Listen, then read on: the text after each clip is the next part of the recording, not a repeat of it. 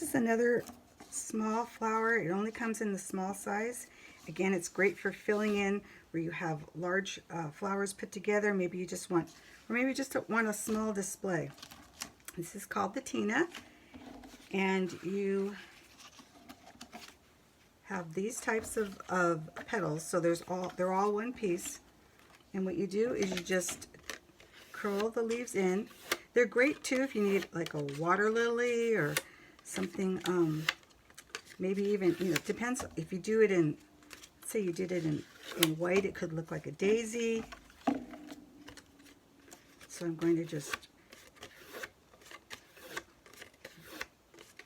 bend these leaves in, these petals in, working from largest to smallest.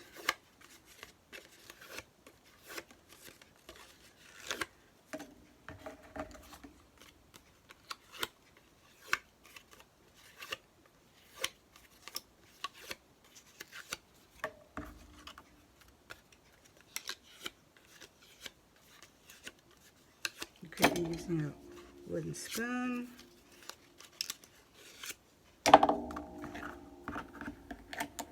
The end of a brush, whatever you have. This one is my favorite, so I use it all the time.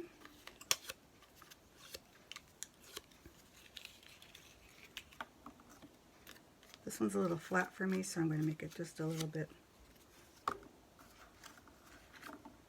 fold it in a little bit more. There you go.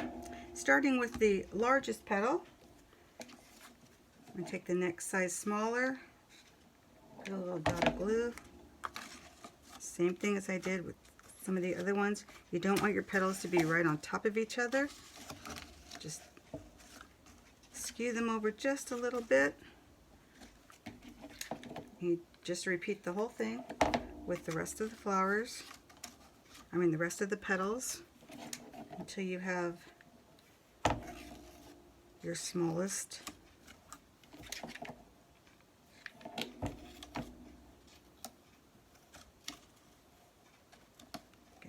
Turn. I'm going to cut this one up a little bit. So there.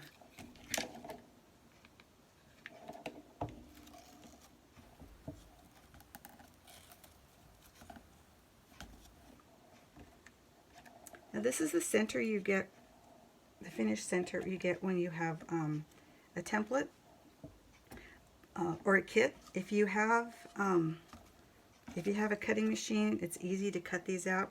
If you don't have a cutting machine, it's kind of timely and it's hard to get all these little circles out. So I'm going to show you a different way if you don't have a cutting machine. But for this one, what I did was, again, I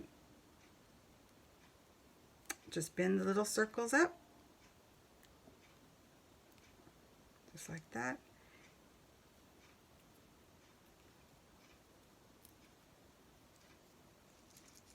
And I give it a little squeeze. The smallest one, I usually start with the smallest one, then go to the next one. So I'm just giving it a little crease.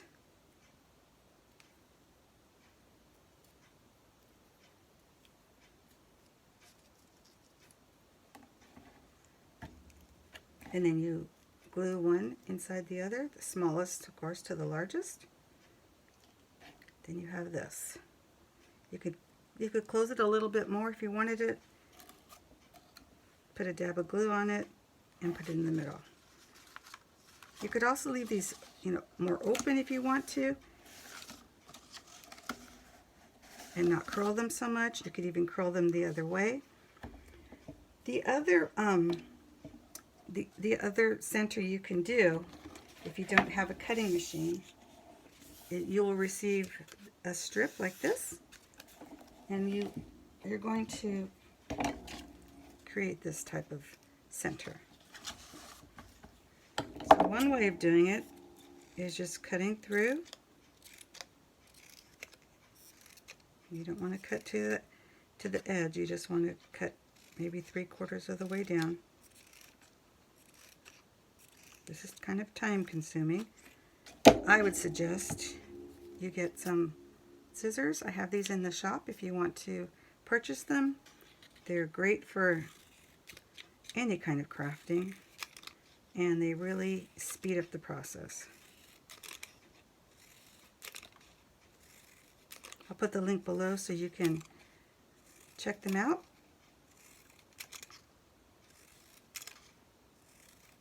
But they're just really a fun pair of scissors to have, just to do just about anything. Now, I'm going to do the same thing. I'm going to crease. I'm going to give this just a little turn like you would with a ribbon, kind of telling it, this is the way I want you to go. And I'm also going to give these a little bend out.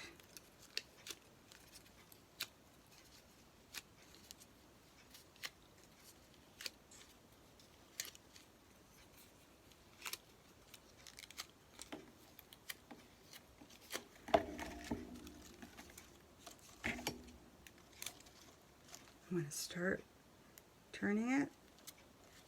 So I'm turning it, just rolling it right on top of each other. I usually give it a little fast roll.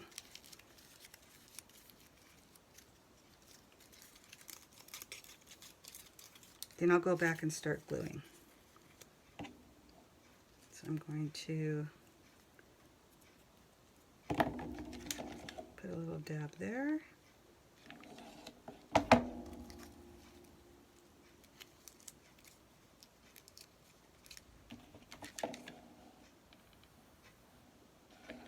I'm going to do this all the way down till I get to the bottom. Good idea would be to make these push down so this stays flat. You don't want it to cone and this get wider, which has a natural tendency to do when you're rolling things.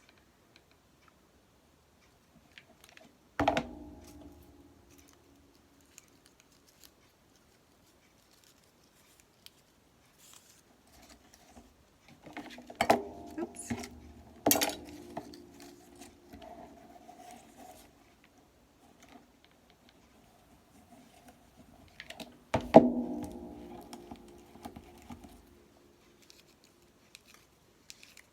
Give it a push. You don't want the center to start coming out like a cone.